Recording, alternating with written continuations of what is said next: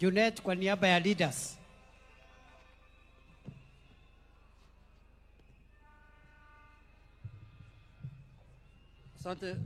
Asante sana Mheshimiwa Deputy President. Mimi nitakuwa fupi kwa maneno.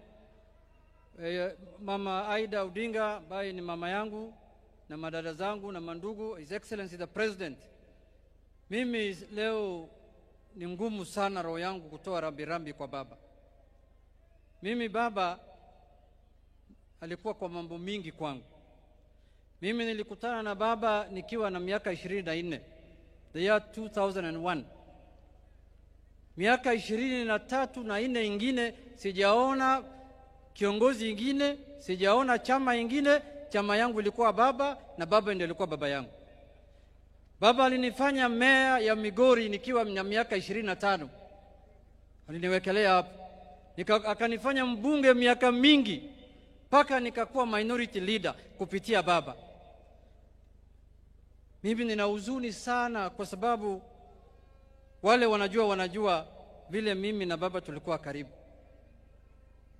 Lakini yote tunasema tunawachia Mungu. Nimeona mitandao wanashapiga bimbo, wanasema sasa huyu ni political orphan, huyu amekwisha. Lakini nimeona hapa orphans wako wengi sana. Wale wameongea hapa yote wamelia. Sasa nitasanya hawa yote nikuwe chairman yao. Orphans ziko mingi hapa hata roho yangu ikarudi nilipoona orphans vile wamelia hapa. Mimi nilikuwa na huzuni peke yangu, nilisema nimekwisha. Kumbe tuko wengi. Tuko wengi hapa. Hiyo nimefurahi sana. Lakini mimi nataka kusema hivi, jambo la mwisho. Baba alikuwa mtu ajabu sana. And for us, he was our leader, he was our father, and he was everything to us. Baba is the only leader who knew when to fight and when to lay arms down.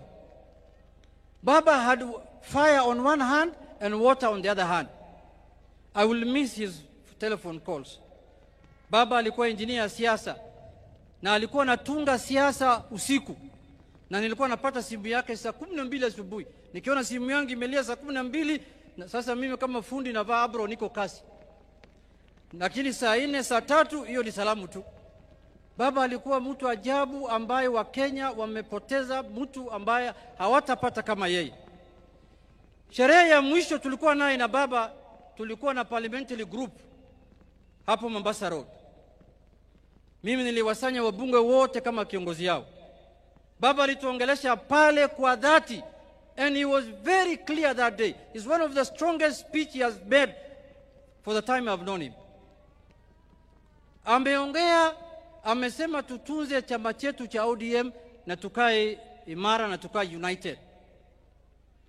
On the other hand, because we were supposed to do a resolution baada ya hiyo mkutano ya PG, wale wameona TV siku hiyo, mimi nimesema resolution ya hii mkutano refer to Baba's speech. Kama if you are in doubt of anything, refer to Baba's speech. Another thing he told us, lazima tukae katika serikali ya broad based. It's on record. Wale wanasikia wasikie, wale wako na macho waone. Ya mwisho, Baba loved peace. Unajua mara mingi Baba makes very serious, important, fundamental, monumental decisions for the country. Lakini saa nyingine is not popular. Sasa zingine watu wanalaumu wengine, unaona hii maneno Baba amefanya, yule Msomali kutoka Migori ndio anahusika naye. Na mimi hata sina habari. I'm just loyal, implementing what Baba has said kama fundi. Thank you. Lakini ikifika jioni Baba ananipigia simu anasema, kijana yangu usiwe na wasiwasi, in every flock there must be a black sheep. Sasa wewe ndio black sheep ya ODM. Wewe beba tu mzigo, tutasonga mbele pamoja. Thank you. So kwa hayo machache nataka kumalizia kwa kusema ya kwamba ODM party, we will hold it high, we will keep it strong. ODM in 2027, it will either form the government or it will be in a coalition that forms government. But it will not be in a coalition that has been abusing Baba when he was alive. Haitakuwa hapo.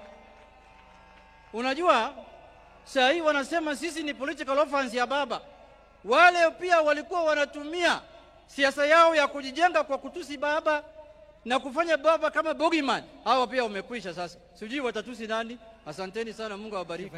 Kuna wenzangu hapa Kimani Ichung'wah na Aaron Cheriot, Your Excellency.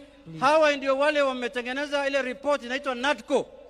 Wakati baba alikuwa, hawa walikuwa kwa komiti ya NADCO. Tumekubaliana kama viongozi wa bunge ya kwamba for the legacy of baba, when we go back to parliament in a week's time, we will implement the NADCO report fully. Tumekubaliana hapa. Asanteni sana, Mungu awabariki.